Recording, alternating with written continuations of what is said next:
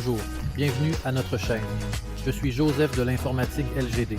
Aujourd'hui, nous parlons du Duos F26. C'est un vélo que j'aimerais essayer depuis longtemps, car la même marque du Duo-X C29 est le rookie de cette année. Un vélo bon marché, mais équipé d'un moteur de 750 watts, peut atteindre des vitesses folles sans nous coûter trop.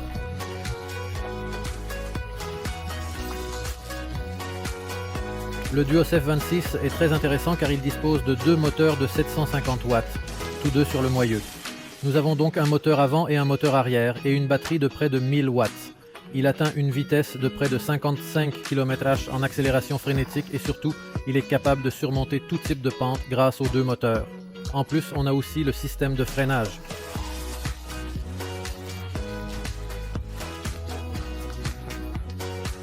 En fait, avec les freins hydrauliques à disque, toute cette puissance et le poids, ainsi que les vélos de 38 kg, doivent être gérés par un système de freinage fiable et puissant, et c'est en fait ce que nous avons trouvé sur ces vélos.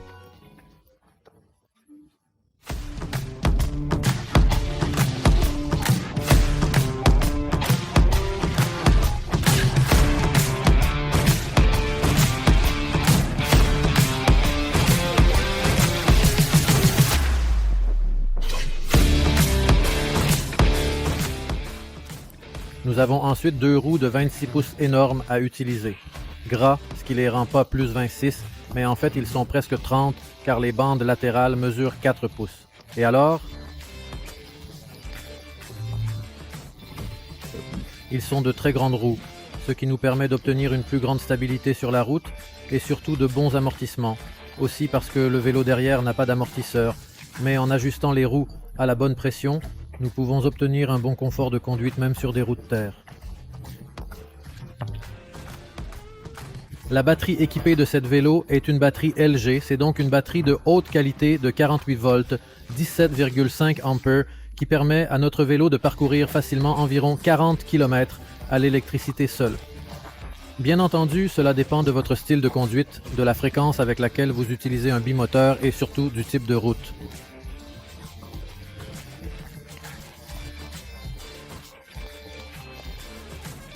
Une chose avec laquelle j'ai été très heureuse de remarquer que les roues sont de très bonne qualité. Elles ont presque un roulement illimité, presque un an de friction. Donc même si nous descendons sans pédale, sans moteur, nous pouvons toujours atteindre des vitesses assez élevées. C'est parce que le vélo passe en courant. C'est un plaisir, même s'il a des roues larges, ils sont fabriqués. La société mère prétend une autonomie maximale d'environ 120 km en mode hybride. Nous y pouvons donc aussi y arriver par les pédales auxiliaires, mais évidemment, cela dépend du type de route. Évidemment, si nous montons sur une colline ou une colline, nous devons faire beaucoup de vélo pour atteindre 120 km. D'autre part, si nous étions sur un sol plat, et si nous gérons bien la puissance du moteur et les pédales, nous y serons peut-être arrivés.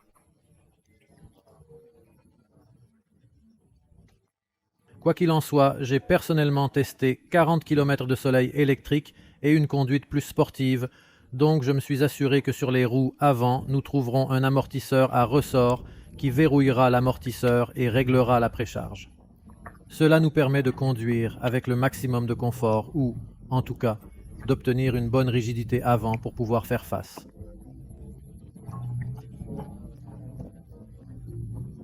Pour une route plus rapide sur l'asphalte, nous avons également fourni des pare-boues structurellement très stables, mais vous pouvez les retirer à tout moment si vous voulez être plus agressif. Nous avons un porte-bagages arrière sans ressort, un phare très puissant et une lumière LED alimentée par batterie située sous la selle, qui peut être rechargée séparément et ne peut pas être alimentée par la batterie du vélo. La selle est très confortable avec un rembourrage en gel à l'intérieur et un amortisseur en dessous, de sorte que nous pouvons voyager confortablement même sur de longs voyages. Nous avons également une boîte de vitesse Shimano à 7 vitesses, Shimano Tourneau.it-ZE, qui nous permet de mieux régler nos pédales pour aider le moteur et notre plaisir. De plus, le Duos F26 est certifié IPX4 et est donc imperméable. Même la pluie légère peut éclabousser. La batterie est entièrement imperméable. Les seules pièces susceptibles d'être affectées par l'eau sont les ordinateurs à bord, mais vous n'aurez pas de problème d'eau à moins que vous ne voulez rouler dans une inondation.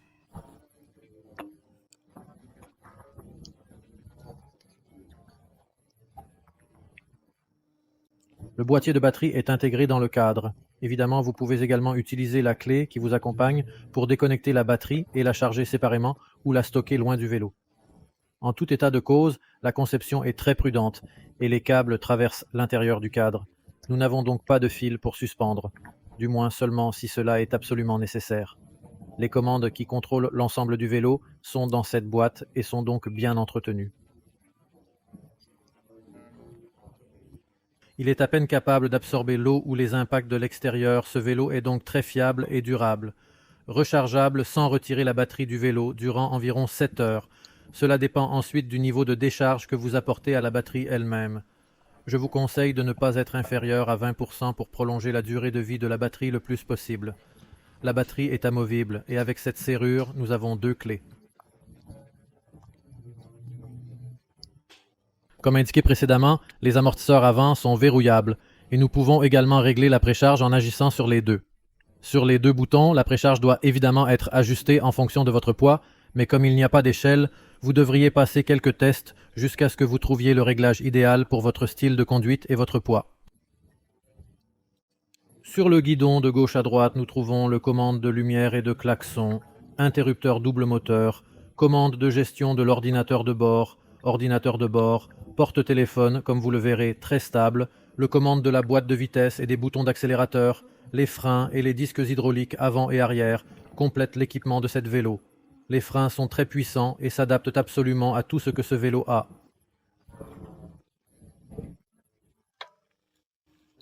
Mais comment se passe-t-il 2 des 26 en route?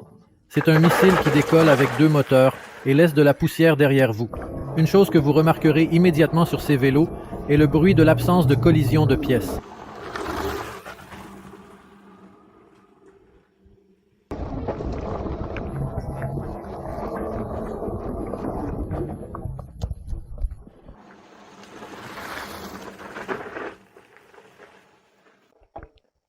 Commençons par le stop de 0 pas. Ça veut dire qu'on est juste. Avec la pédale, Alors, tout dépend des jambes. Bien sûr, le vélo est aussi lourd à cause des roues. Donc nous utilisons le moteur, ce qui était le plus confortable. Dans le cas de vitesse 1, la situation est devenue beaucoup plus facile. Nous avons atteint environ 13-14 sur la route de terre. Sans trop pousser avec les jambes, en fait presque rien. Et dans le cas de vitesse 2, nous avons augmenté la vitesse et essayé de garder la route droite.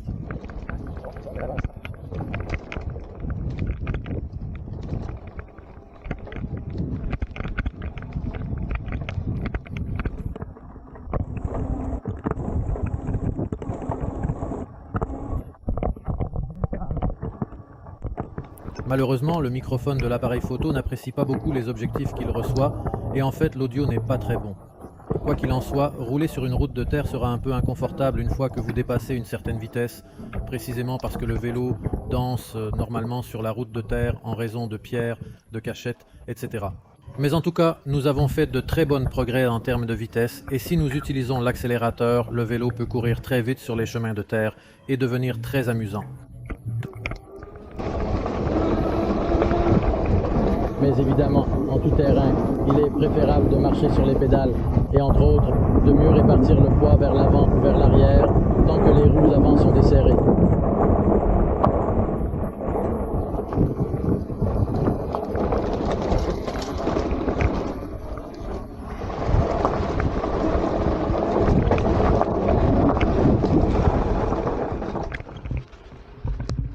Apparemment, ce n'était pas une visite provisoire, donc nous ne pouvons pas aller sur les bouleverses, mais sur les routes de terre, dans des endroits accidentés.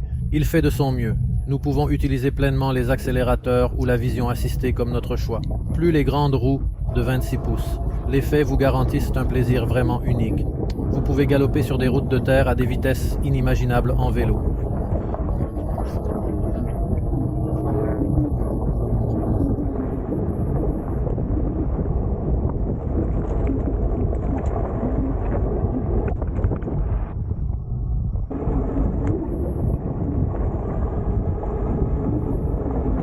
L'un des dangers les plus classiques des routes en terre est que les roues avant ont des rainures sur le sable ou le sol moelleux qui vous permettent d'atteindre le sol. Mais dans ce cas, avec toutes les roues motrices, les roues avant roulent aussi car il y a un moteur, donc elle ne coule pas, au contraire. Elle vous permet de sortir des situations les plus désagréables et de vous faire galoper à des vitesses très intéressantes. Le vélo est absolument très confortable et amusant pour faire du chemin de terrain, des chemins de terre, des sentiers de campagne, etc. Il est évidemment beaucoup plus stable sur l'asphalte que de nombreux autres vélos, car son poids important est d'environ 38 kg. Les pneus sont fabriqués à partir de 26 pouces et nous avons obtenu un peu plus de 29 pouces compte tenu de leur épaisseur. Donc ce sont des roues géantes. Cependant, en gonflant les pneus à la bonne pression, légèrement inférieure à la pression maximale marquée sur la bande, nous pouvons amortir la route avec les pneus et les amortisseurs avant.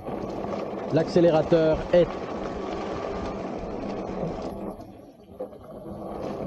C'est-à-dire qu'il n'a pas ou pas d'accélération comme certains pics, comme si c'était un interrupteur proportionnel, de sorte que nous pouvons régler la puissance comme nous le souhaitons.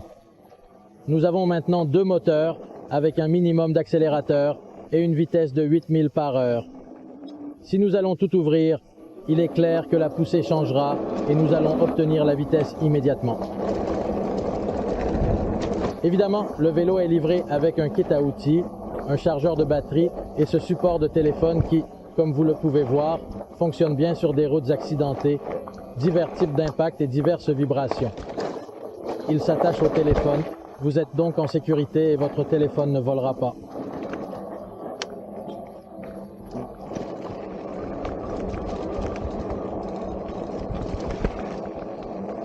En mode hybride, c'est-à-dire avec l'assistance de batteries et de pédales, l'autonomie revendiquée est d'environ 100 km, mais en réalité c'est une vision optimiste de l'autonomie du vélo, qui devrait en fait, à mon avis, atteindre jusqu'à 70 km/h. Cela dépend clairement du chemin. Évidemment, si vous marchez 30 km de pente raide, vous mangerez vos jambes et vos batteries.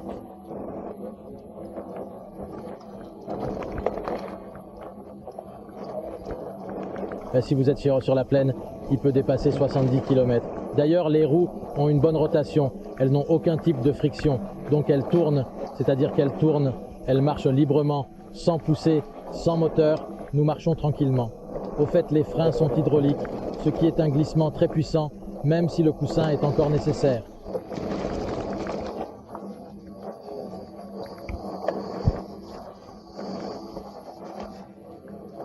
Bien tourné après tout. Jusqu'à présent, nous n'avons marché que 100 km. 100, non, 47. C'est 10 km. Et les pinces sont en fait complètement réglées. Lorsque le vélo arrive, vous devez installer la selle.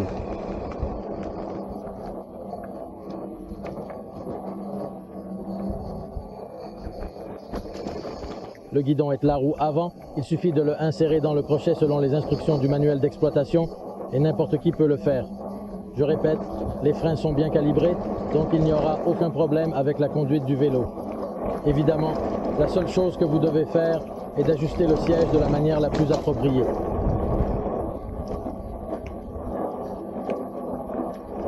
Adaptez votre style de conduite, puis modifiez légèrement l'inclinaison de la selle et bien sûr, la hauteur de la selle elle-même. La hauteur ou l'inclinaison du guidon ne sont pas réglables, mais si vous voulez avoir cette option, vous pouvez acheter de nouveaux tubes avec réglage. Même si je ne les aime pas beaucoup, car ils exercent beaucoup de force sur le guidon de toute façon. Donc si je ne l'achète pas, un bon produit.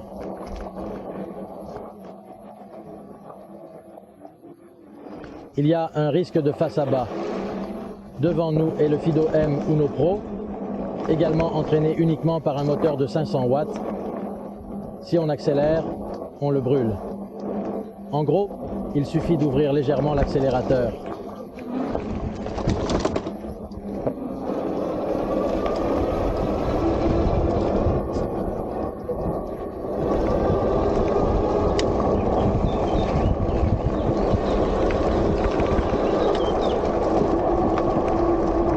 Absolument pas comparable. La puissance de 750 watts par moteur de cette moto vous permet de le sentir immédiatement. La puissance est là, vous pouvez le sentir. La durée de vie de la batterie dépend évidemment de la mesure dans laquelle vous utilisez un double moteur. Je vous recommande certainement de ne l'utiliser que si vous en avez vraiment besoin, car la batterie est d'environ 1000 watts de toute façon. Les moteurs occupent tous, ou plutôt consomment 1500 watts. Et il est donc évident que la puissance pour fonctionner les deux moteurs simultanément est manquante. Lorsque nous accélérons, la batterie baisse clairement en raison de l'absorption du moteur. Mais ensuite, il suffit de réduire la charge au niveau de charge réelle et de revenir au niveau de charge réelle. Sur l'ordinateur de bord, nous pouvons lire par la touche M. Donc il y a des données sur l'ordinateur, des kilométrages partiels, la tension de la batterie, le temps depuis la dernière éteinte, le kilométrage total. Nous avons ensuite le menu secret habituel qui nous permet de modifier plusieurs paramètres, y compris la vitesse maximale du vélo. On peut aussi le faire en vol. Passons à P08.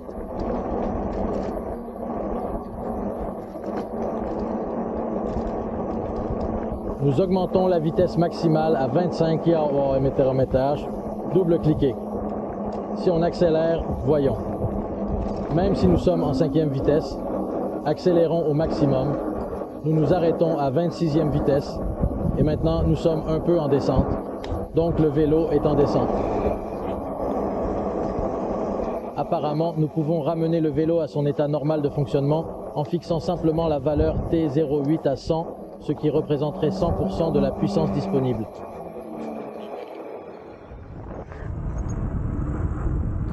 En résumé, le DU F26 est un excellent véhicule tout-terrain, mais évidemment toute la puissance qu'il possède ne se défigurera pas même sur la route asphaltée. Dans la vidéo que vous voyez maintenant, nous sommes sur une pente assez raide, et en fait, l'altitude détectée par le GPS augmente constamment. Je fais du vélo parce que je l'ai fait. La batterie est insuffisante. Je ne voulais pas la perdre complètement, mais je n'ai fait aucun effort. Bien que la route soit raide, la vitesse du vélo était d'environ 30 km/h et je transpirais à peine, ce qui a été une promenade très agréable. Malheureusement, la loi italienne ne permet pas de conduire des vélos électriques à une vitesse maximale supérieure à 25 km/h, donc l'accélérateur doit être désactivé si vous souhaitez circuler sur une route asphaltée. Nous allons faire une vidéo spéciale à l'aide de l'ordinateur monté à bord pour expliquer comment faire cela. Vous devez aussi limiter la vitesse maximale de votre vélo à 25 km/h et je vous ai montré comment faire ça il y a quelques jours. C'est simple, il suffit de changer les paramètres dans le menu secret. C'est vraiment confortable de rouler sur ce vélo, vous ne vous sentirez pas manquant d'amortisseur arrière et le siège est vraiment confortable. Tout cela se traduit par une expérience de conduite vraiment agréable. C'est un vélo très gros et ils ont indiqué aux fabricants que la hauteur minimale était de 1 reorder order 2M order 2 order un SA 75 order un reorder afin de pouvoir gérer le vélo au mieux. Mais il faut encore un peu de pratique, même si je suis arrivé depuis 75 ans sans aucun problème. Ce que nous venons de passer dans la vidéo est un Fido M1 Pro qui, même si elle est pressée au maximum en montée, ne peut pas être comparé aux deux moteurs de 750 watts du F26. Les données de télémétrie que vous voyez sur l'écran sont détectées à l'aide du GPS de la caméra et nous donnent en fait un aperçu de ce qui se passe sur le vélo. Et alors?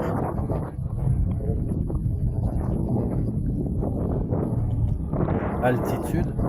Depuis le début de la vidéo jusqu'à présent, nous avons été différents d'environ 100 mètres et la vitesse commence à augmenter maintenant car nous commençons à descendre sans moteur, juste avec notre poids et la mobilité parfaite du vélo.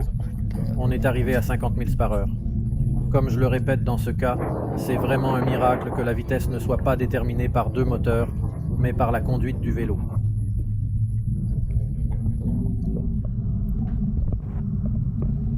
Parlons du prix du vélo sur le site du fabricant grâce à notre coupon qui coûte environ 1300 €. Ce n'est pas un prix bas, mais tout cela vaut la peine par rapport à ce que vous trouvez sur votre vélo, qu'il s'agisse de matériel ou de fonctionnalités techniques. Les vélos sont bien moins disponibles et les prix sont beaucoup plus élevés. Je suis très satisfait de cette moto.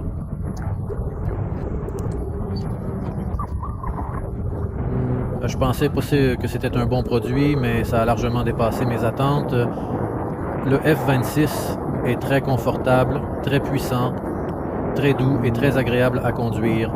Randonner ce vélo est comme monter sur une moto électrique, même si tu dois faire du vélo. Pour le cyclisme assisté, vous n'avez pas besoin d'efforts et le vélo vous emmènera de manière vraiment agréable.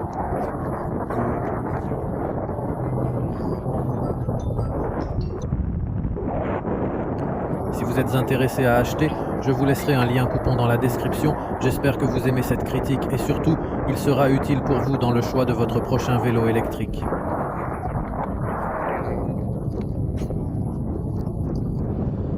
Je vous remercie de prendre votre temps et vous demande de vous abonner à la chaîne et de vous aimer. Si vous aimez cette critique, cela ne changera rien. Cependant, pour nous, cela a beaucoup changé, car cela signifie que le travail que nous accomplissons est bienvenu et, surtout, utile à nos partisans.